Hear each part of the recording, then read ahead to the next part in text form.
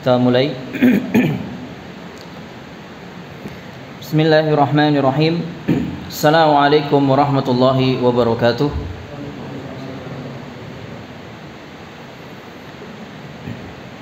Innal hamdalillah nahmaduhu wa nasta'inuhu wa nastaghfiruh wa na'udzu billahi min shururi anfusina wa min sayyiati a'malina. من يهده الله فلا مضل له ومن يضلل فلا هادي له أشهد أن لا إله إلا الله وحده لا شريك له وأشهد أن محمدا عبده ورسوله يا أيها الذين آمنوا اتقوا الله حق تقاته ولا تموتن إلا وأنتم مسلمون يا أيها الناس اتقوا ربكم الذي خلقكم من نفس واحدة وخلق منها زوجها وبث منهما رجالا كثيرا ونساء واتقوا الله الذي تساءلون به والأرحام إن الله كان عليكم رقيبا يا أيها الذين آمنوا اتقوا الله وقولوا قولا سديدا يصلح لكم أعمالكم ويغفر لكم ذنوبكم ومن يطع الله ورسوله فقد فاز فوزا عظيما أما بعد فإن أصدق الحديث كتاب الله وخير الهدي هدي محمد صلى الله عليه وسلم وشر الأمور محدثاتها وكل محدثات بدعة وكل بدعة ضلالة وكل ضلالة في النار. Kita lanjutkan. Insyaallah ini pembahasan yang terakhir ya dari kitab I'tiqad Al-A'immah Al-Arba'ah tentang akidah imam mazhab yang 4. Dan insyaallah pertemuan yang berikutnya kita akan membahas kitab yang baru insyaallah taala. Sekarang poin yang kelima tentang ucapan Imam Ahmad, larangan beliau mempelajari ilmu kalam atau ilmu filsafat serta berdebat tentang perkara-perkara usul pokok dalam masalah agama. Sekarang poin yang kelima. Ibnu Battah telah meriwayatkan an Abil Harits As-Sayyid, dari Abul Harits As-Sayyid, dia berkata, man ahabbal kalam, yani dari Imam Ahmad. Imam Ahmad mengatakan, man ahabbal kalam lam yakhruj min qalbihi. Barang siapa yang mencintai ilmu kalam, barang siapa yang suka mempelajari ilmu kalam, ilmu filsafat, niscaya ilmu filsafat itu tidak akan keluar dari hatinya, insyaallah. Jadi kalau kebatilan sampai masuk ke dalam hati seorang muslim, kebatilan yang menyalahi Al-Quran dan Sunnah, prinsip-prinsip Al-Quran dan Sunnah, prinsip-prinsip dalam agama Islam, kemudian kebatilan itu masuk sampai ke dalam hatinya, ini sangat sulit keluar, sangat sulit keluar. Wala tara sahiba kalamin yuflih, dan kamu tidak akan melihat ahli kalam, ahli filsafat, kamu tidak akan melihat dia termasuk orang yang beruntung. Jadi bahaya mempelajari ilmu filsafat ini, merusak hati, merusak keyakinan, merusak tentang kebenaran yang selama ini kita yakini, gak akan beruntung. Karena ilmu filsafat ini satu ilmu yang sangat bertentangan dengan ajaran Islam. Bagaimana mungkin seseorang atau seorang muslim mempelajari ilmu filsafat sementara ilmu tersebut sangat bertolak belakang, sangat kontradiksi dengan ajaran Islam? Itu sangat membahayakan sekali. Kemudian yang keenam, Ibnu Battah telah meriwayatkan dari Ubaidillah bin Hanbal qala, Ubaidillah bin Hanbal, haddatsani abi, ayahku telah menceritakan, yakni Hambal. Hambal ini sepupunya Imam Ahmad bin Hambal. Namanya sama dengan nama kakeknya Imam Ahmad bin Hambal. Ayahku Hambal menceritakan, sami'tu Aba Abdillah yaqul, aku pernah mendengar Abu Abdillah, yakni Imam Ahmad bin Hambal, sepupunya, saudara sepupu. Yaqulu, dia mengatakan, alaikum bis sunnah, wajib bagi kalian berpegang teguh dengan sunnah. Apalagi di zaman kita sekarang ini ya, zaman yang banyak sekali fitnah, syahwat dan syubhat. Wajib kita pegang erat sunnah Nabi alaihi salatu wassalam. Wal hadis, dan hadis beliau. Wa yanfa'ukumullahu bih, niscaya Allah akan memberikan manfaat kepada kalian. Jadi kalau kita berpegang dengan sunnah, maka Allah subhanahu wa ta'ala akan memberikan manfaat dengannya, menjaga kita dari segala kesesatan dan penyimpangan dalam beragama. Kita pegang erat sunnah ini, jangan terpengaruh dengan siapapun yang menyalahi sunnah. Wa iyyakum wal khawd wal jidal wal mira, dan jauhilah oleh kalian perdebatan, jidal, persengketaan di dalam perkara-perkara usuluddin, di dalam perkara-perkara pokok-pokok agama. Sudah nggak perlu diperdebatkan. Fa innahu la yuflihu man ahabbal kalam, sesungguhnya tidak akan beruntung orang yang mencintai ilmu kalam, orang yang suka mempelajari ilmu filsafat. Wa kullu man ahdatsa kalaman, dan setiap orang-orang yang mengada-ngada dalam mempelajari ilmu kalam, lam yakun akhira amrihi illa ila bid'atin, maka akhir dari urusannya dia pasti terjerumus ke dalam bid'ah. Ini kita bisa saksikan orang-orang yang mereka bergelimang dengan ilmu filsafat. Maka ilmu filsafat itu menyeret mereka kepada kesesatan, kepada kebid'ahan, kepada keyakinan-keyakinan yang aneh-aneh, yang mana keyakinan itu tidak pernah ada dalam ajaran Islam. Ya, seperti mengingkari sifat ketinggian Allah di atas semua makhluknya, mengingkari adanya takdir, mengingkari sifat turun bagi Allah, dan keyakinan-keyakinan yang lainnya yang mereka ingkari. Li'annal kalama la yad'u ila khairin, karena ilmu kalam, ilmu filsafat ini tidaklah mengarahkan seseorang kepada kebaikan.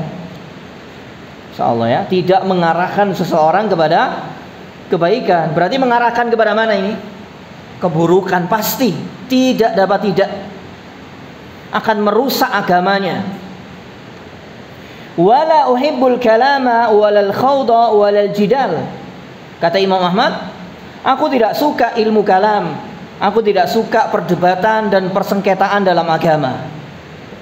Wa alaikum bis sunan wal athar wal fiqhi alladhi tantafi'una bih, berpegang teguhlah kalian dengan sunnah, wal athar, dan jejak beragamanya Rasulullah dan para sahabatnya, niscaya kalian akan mendapatkan manfaat dengannya.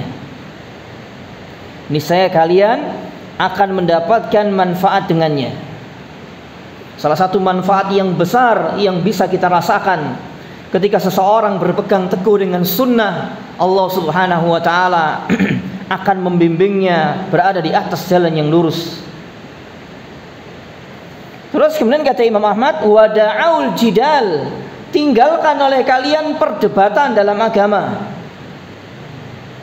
Perdebatan dalam agama. Wa kalama ahli zaighi wal mira, dan tinggalkanlah perkataan orang-orang yang menyimpang dan orang-orang yang suka berdebat. Insyaallah, tinggalkan perkataan orang-orang yang menyimpang. Adrakan nasa wa la ya'rifuna hadza. Ini kata Imam Ahmad, ini di zaman Imam Ahmad sekitar abad 3 Hijriah. Karena kami mengetahui, kata Imam Ahmad, kebanyakan manusia itu wala ya'rifuna hadza. Mereka tidak mengetahui perkara ini. Mereka tidak mengetahui perkara ini tentang berdebat dan mendengarkan perkataan-perkataan orang-orang yang sesat yang menyimpang. Kata Imam Ahmad, kebanyakan manusia muslimin tidak tahu perkara ini. Insyaallah ya. Apalagi di zaman kita sekarang ini, kita melihat banyak di antara muslimin yang tidak memperhatikan agamanya, yang tidak memperhatikan seharusnya di mana dia duduk di majelis ilmu. Yang penting dia duduk di majelis ilmu, ngaji, entah kepada siapa saja mereka mengambil ilmu. Bahkan tidak jarang mengambil ilmu dari kalangan orang-orang yang menyebarkan kesesatan. Ini banyak tidak diketahui oleh muslimin. Wa yujanibuna ahlal kalam. Dan mereka sebagian muslimin ini tidak meninggalkan ahlul kalam, orang-orang yang menyebarkan kesesatan dan penyimpangan. Insyaallah. Ini di zaman Imam Ahmad ya, Masya Allah. Di zaman yang masih banyak para imam ahlul hadis, bertebaran imam-imam ahlul hadis, tapi beliau banyak melihat di antara muslimin tidak mengetahui perkara ini. Jadi asal saja dalam belajar ilmu agama, yang penting ngaji. Kita duduk di majelis siapa saja nggak apa-apa, yang penting kita ambil baiknya, buang buruknya. Ini perkataan yang batil ya, perkataan yang batil. Bagaimana mungkin seorang muslim awam dia mengetahui mana yang baik, mana yang buruk yang disampaikan oleh para penyeru kesesatan, sementara dia orang awam ya, sementara dia orang awam. Jadi hendaknya setiap kita memperhatikan kepada siapa kita ini mendengarkan atau mengambil ilmu agama. Jangan sampai salah, karena salah fatal akibatnya, akan menyeret kita kepada kesesatan tanpa kita sadari. Tanpa kita sadari.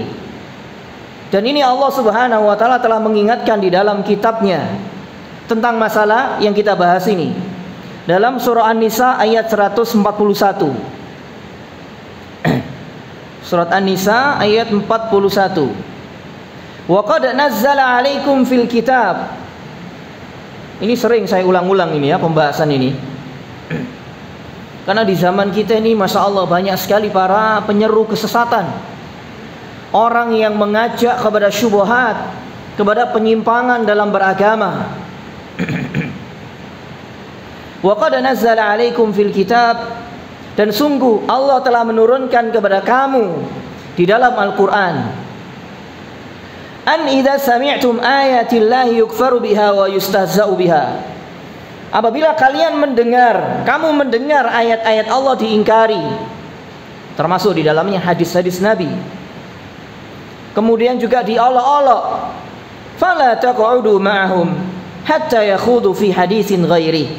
Maka jangan kamu duduk bersama mereka sampai mereka membicarakan pembicaraan yang lain. Innakum idzam misluhum. Sesungguhnya jika kalian tetap duduk bersama mereka, orang-orang yang memperolok-olok dan mengingkari ayat-ayat Allah, sesungguhnya kalian semisal dengan mereka dalam hal dosa. Di sini sedikit saya bacakan pernyataan sebagian mufassirin. Yang pertama, Syekhul Mufassirin fil Islam, Al-Imam Ibnu Jarir At-Tabari, yang terkenal dengan kitab tafsirnya At-Tabari. Beliau rahimahullah ta'ala mengatakan tentang ayat yang mulia ini, wa fi hadhil ayah, dan di dalam ayat ini, ad-dilalatul wadihatu, terdapat dalil yang jelas, ala nahyi, tentang larangan, an mujalasati ahlil batil min kulli nau'in. Duduk dengan para penyeru kebatilan min kulli nau'in, dari semua sisi, minal mubtadi'ati wal fasaqah, dari kalangan ahlul bid'ah dan orang-orang fasik, inda khawdihim fi batilihim, ketika mereka membicarakan kebatilan mereka. Kemudian juga di sini saya nukilkan perkataan Abdullah ibnu Abbas, turjunamul Quran, ahli tafsirnya Al-Quran umat ini. Kata Ibnu Abbas ketika beliau menjelaskan ayat ini, dakhala fi hadhil ayati kullu muhdatsin fid din wa kullu mubtada'in ila yaumil qiyamah. Masuk ke dalam ayat yang mulia ini, surah An-Nisa ayat 141.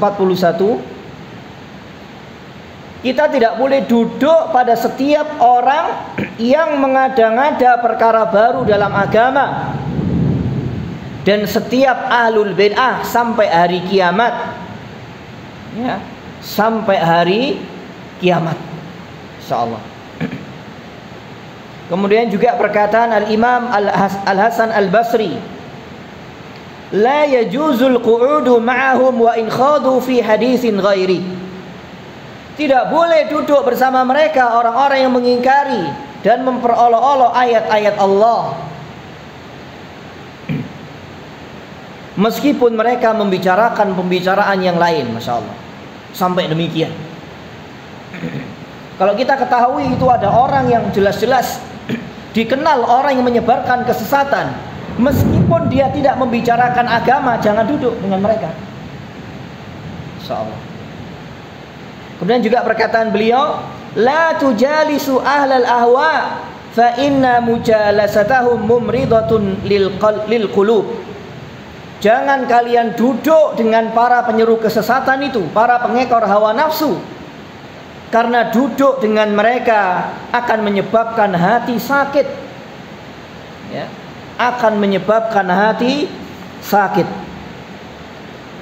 Apa di antara bentuk olok-olok mereka itu apa? Ada yang tahu? Bentuk olok-olok mereka, para penyeru kesesatan ini loh, ya. Di antara bentuk yang sangat terang benderang bagi orang yang memiliki ilmu, mereka telah melakukan tahrif, mengotak-ngatik ayat dan hadis sesuai dengan hawa nafsu mereka, memahami Al-Quran dan Sunnah untuk mendukung kesesatan mereka. Oleh karena itu Al-Imam Asy-Syatibi rahimahullah ta'ala dalam kitabnya Al-Iqtisam, beliau mengatakan, ini perhatikan ini ya, la tajidu mubtadi'an mimman yantasibu ilal millati illa wa huwa yastashhidu ala bid'atihi bidalilin syar'iyyin fayunazziluhu ala ma wafaqa aqlahu wa syahwatahu. Ini diantara bentuk olok-oloknya. Tidaklah kamu menjumpai seorang ahlul bid'ah, seorang penyeru kesesatan dari kalangan orang-orang yang menisbatkan diri kepada agama ini, para penyeru kesesatan ini yang menisbatkan diri kepada Islam. Saya orang Islam, saya ustadz gitu. Melainkan dia menukil dalil-dalil syar'i dari Al-Quran maupun Sunnah untuk mendukung kesesatannya. Lalu dia memahaminya sesuai dengan akalnya dan hawa nafsunya, insyaallah ya, sesuai dengan akalnya dan hawa nafsunya. Ini kalau orang-orang awam, bukan pelajar ilmiah, pasti terpengaruh. Lu sing digawakno Quran mbek Sunnah mosok keliru. Yang kelirunya di mana? Letak kekeliruannya di mana? Pemahaman. Ya, pemahaman. Seperti contohnya orang-orang Ahmadiyah yang dikatakan kafir oleh para ulama termasuk difatwakan sesat dan kafir di negeri kita ini, Ahmadiyah, yang meyakini ada nabi lagi setelah Nabi alaihi wasallam. Itu mereka membawakan Al-Quran. Surah As-Saff ayat yang kelima atau yang keenam.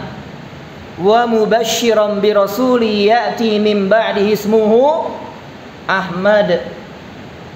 Nabi Isa mengkabarkan akan datang seorang rasul setelahku yang namanya Ahmad. Ini ditafsirkan oleh orang-orang Ahmadiyah, yang dimaksud Ahmad di sini adalah Mirza Ghulam Ahmad. Padahal yang dimaksud Ahmad dalam ayat itu siapa? Rasulullah alaihi salatu wassalam. Tapi dipahami oleh orang-orang Ahmadiyah itu nabi mereka Mirza Ghulam Ahmad dari India. Lalu ayat itu disodorkan kepada muslimin awam, ya, sehingga banyak di antara muslimin awam terpengaruh dengan kekufuran orang-orang Ahmadiyah. Ya. Ini loh bahayanya duduk dengan para pelopor kesesatan. Akan menyeret kita kepada kesesatan dan penyimpangan. Nah, tentunya banyak sekali contoh-contohnya.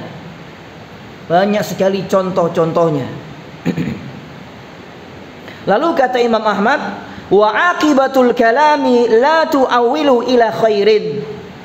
Maka akibat dari mempelajari ilmu kalam, ilmu filsafat, akibat duduk atau mendengarkan perkataan mereka, itu tidak akan dapat mengembalikan seseorang kepada kebaikan. Sulit untuk kembali ke jalan yang benar, sulit sekali. A'adzanallahu wa iyyakum minal fitan, kata Imam Ahmad. Semoga Allah menjaga kami dan kalian minal fitan, dari berbagai macam fitnah. Wa sallamana wa iyyakum min kulli halakatin. Dan semoga Allah menyelamatkan kami dan kalian dari segala penyimpangan, dari segala kebinasaan. Insyaallah. Ini nasihat salah seorang imam besar di antara imam Ahlus Sunnah. Hendaknya kita perhatikan tentang permasalahan ini. Karena agama ini masalah keselamatan. Agama ini masalah surga dan neraka. Kenapa kalau kita urusan dunia betul-betul selektif dalam mencari partner, dalam mencari teman, dalam urusan dunia. Tapi kalau urusan agama, kenapa banyak di antara kita ini yang sembrono, yang sembarangan, tidak selektif di dalam mencari teman atau memilih kepada siapa seharusnya dia mengambil ilmu agama. Ya. Oleh karena itu hendaknya setiap kita tidak sembarangan, tidak serampangan, atau hendaknya setiap kita selektif kepada siapa kita ini duduk di majelis ilmu yang disampaikan tentang agama yang hak ini. Jangan sampai kita salah, karena akan berakibat fatal yang akan menyebabkan seseorang menyesal nanti pada hari kiamat. Karena masalah agama, masalah keyakinan. Jangan sampai kita salah duduk di majelis ilmu. Terus kemudian yang terakhir dari bab ini, Ibnu Battah meriwayatkan dalam kitabnya Al-Ibanah dari Imam Ahmad, dia mengatakan, idza ra'aita ar-rajula yuhibbul kalama fahdharhu. Apabila engkau melihat ada seseorang yang suka mempelajari ilmu filsafat, maka hati-hatilah dengan dia. Insyaallah ya, hati-hatilah dengan dia. Jadi kalau punya teman yang suka mempelajari ilmu filsafat, ini hati-hati, ya, agar kita tidak terpengaruh dengan pemikirannya yang menyimpang, yang banyak menyalahi ajaran Islam. Fahadhihi aqwaluhu rahimahullahu taala fi masaili usuluddin wa hadza mauqifuhu min ilmil kalam. Inilah beberapa pernyataan-pernyataan Imam Ahmad tentang perkara-perkara akidah dan sikap beliau dari mempelajari ilmu filsafat. Sebagai penutup dari kitab ini,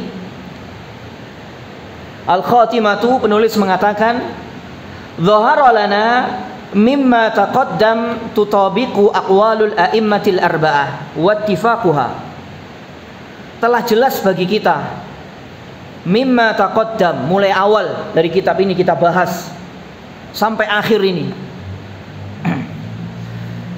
sesuai atau sama pernyataan-pernyataan para imam mazhab yang 4 dan sepakat tentang masalah akidah.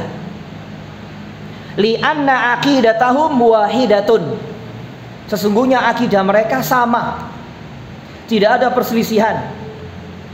Ma ada mas'alatul iman, kecuali masalah iman, pembahasan masalah iman. Allati infarada biha al-imam Abu Hanifah, yang mana Imam Abu Hanifah telah menyendiri dalam masalah iman. Beliau terpengaruh dengan pemikiran Murji'ah. Oleh karena itu beliau dikatakan termasuk salah satu Murji'atul fuqaha, ahli fikih yang terpengaruh dengan pemikiran Murji'ah. Wa ma dzalik, namun demikian, qila innahu raja'a anha, dikatakan bahwa beliau Al-Imam Abu Hanifah telah mencabut pernyataannya, rujuk kepada kebenaran. Ini dijelaskan oleh Al-Imam Ibnu Abdul Bar dalam kitabnya At-Tamhid, dan juga Al-Imam Ibnu Abil Iz yang mensyarah akidah At-Tahawiyah. Jadi Imam Abu Hanifah telah rujuk dari kesalahan beliau dalam masalah iman. Terus kemudian kata penulis, fahadhil aqidatu hiyal jadiratu, maka akidah ini, akidah yang diyakini oleh imam mazhab yang 4, yang mana akidah mereka sesuai dengan akidah para tabi'in, kemudian para sahabat radhiyallahu anhum, sesuai dengan Al-Quran dan Sunnah.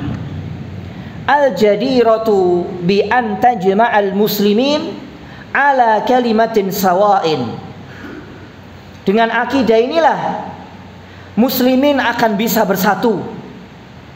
Muslimin akan bisa bersatu ala kalimatin sawa'in, di atas kalimat yang sama, di atas akidah yang satu. Wa ta'simahum minat tafarruq fid din, dan akan menjaga muslimin dari perpecahan dalam agama.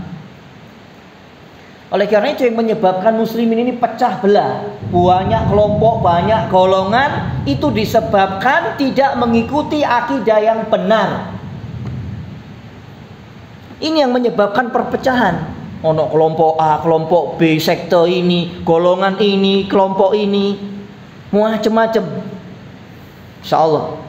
Dan tiap-tiap kelompok merasa bangga dengan kelompoknya. Betul atau tidak? Insyaallah ya. Kullu hizbim bima ladaihim farihun. Tiap-tiap kelompok merasa bangga dengan apa yang ada pada kelompoknya masing-masing.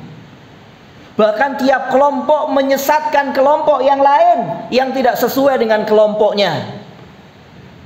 Jadi menyesatkan kelompok yang lain bukan atas dasar din, agama, bukan, tapi karena atas dasar kelompoknya.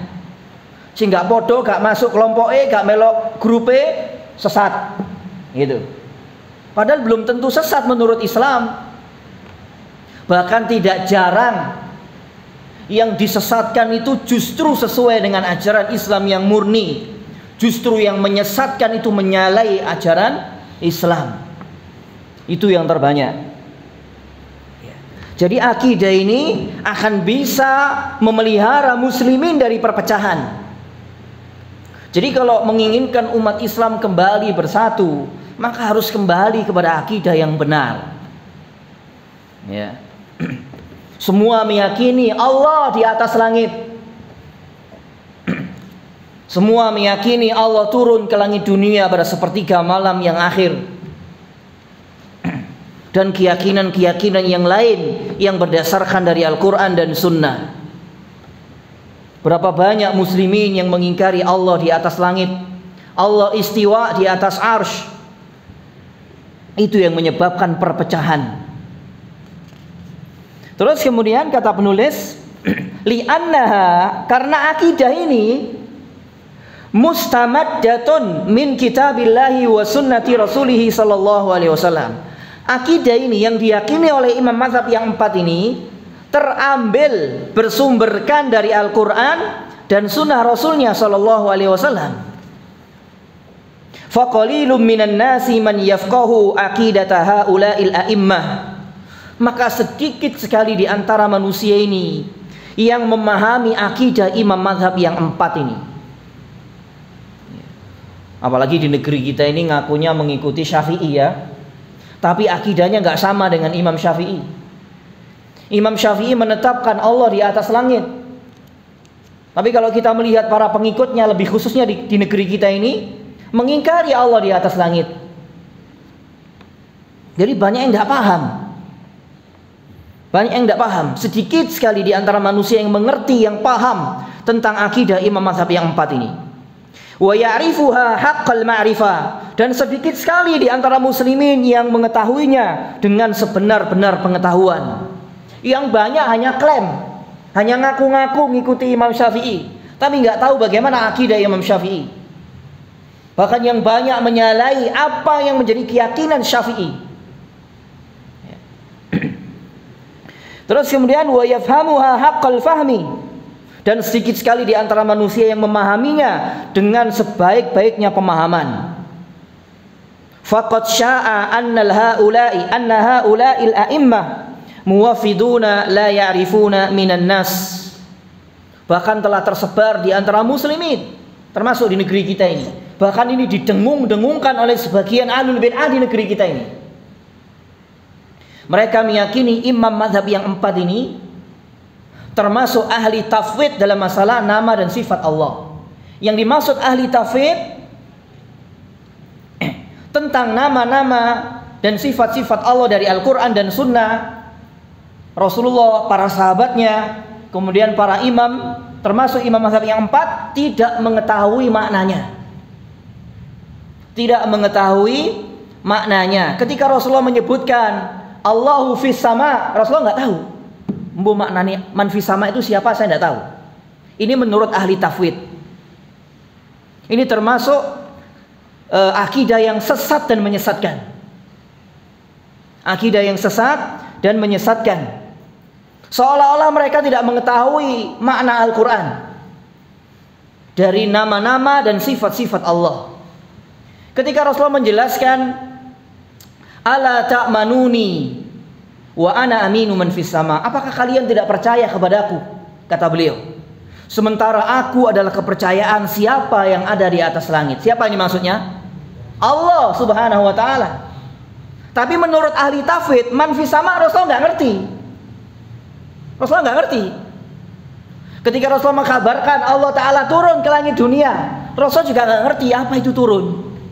Para sahabat nggak ngerti, para imam nggak ngerti, termasuk imam mazhab yang 4. Tentunya lebih gak ngerti lagi kita.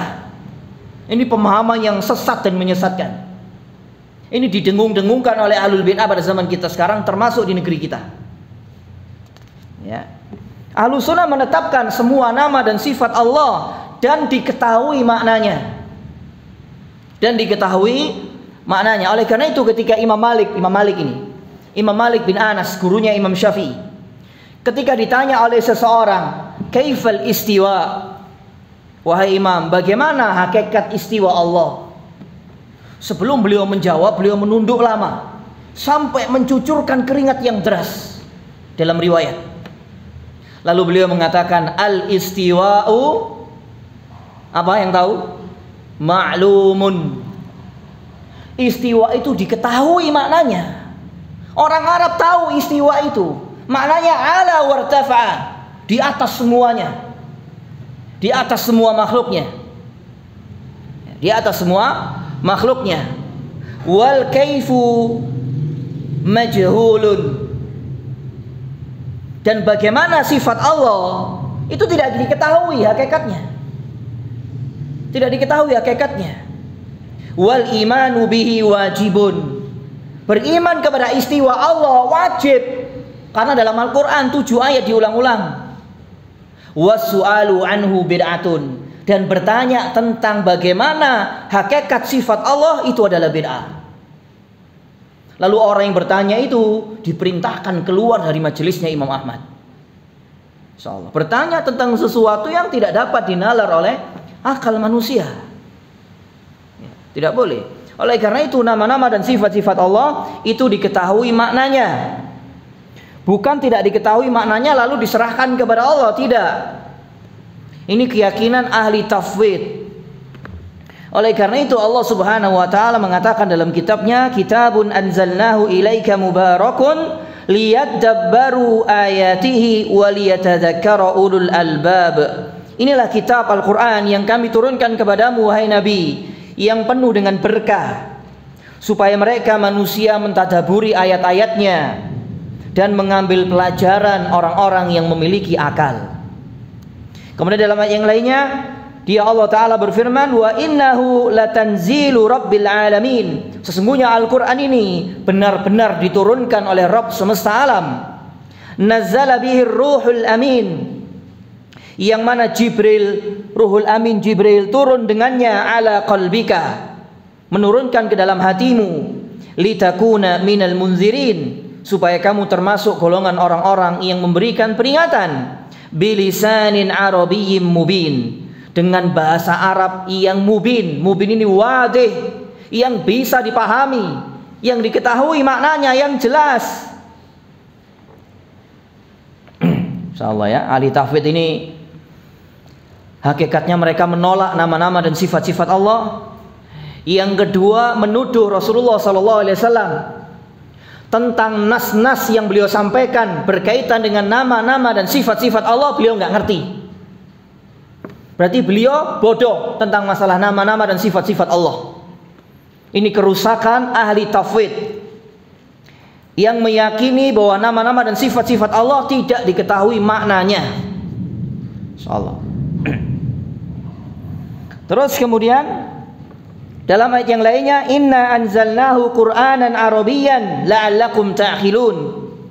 Sesungguhnya kami menurunkan Al-Qur'an dalam bahasa Arab supaya kalian memahaminya. Jadi Al-Quran ini bisa dipahami bagi orang-orang yang mempelajarinya. Kalau misalkan Al-Quran tidak diketahui artinya, berarti sia-sia Allah menurunkan Al-Quran. Sia-sia. Sia-sia. Kemudian fallahu ta'ala anzal kitab litadabbur ayatihi wal itti'ad bihi. Maka kata penulis, Allah Ta'ala menurunkan Al-Quran supaya ditadaburi ayat-ayatnya dan diambil pelajaran darinya. Wa akhbara annahu anzalahu bilisanin arabiyyin mubin liya'khilan nas ma'nahu wa yafhamuhu. Dan Allah Ta'ala mengkhabarkan dia menurunkan Al-Quran ini dengan bahasa Arab yang nyata, yang jelas, supaya dipahami oleh manusia maknanya. Supaya dipahami oleh manusia maknanya. Wa idza kana Allah nazzalahu litadabbur ayatihi bilisanin arabiyyin mubin, maka apabila Allah Ta'ala menurunkan Al-Quran supaya ditadaburi ayat-ayatnya, supaya dipahami ayat-ayatnya dengan bahasa Arab yang nyata, fa innahu yulzim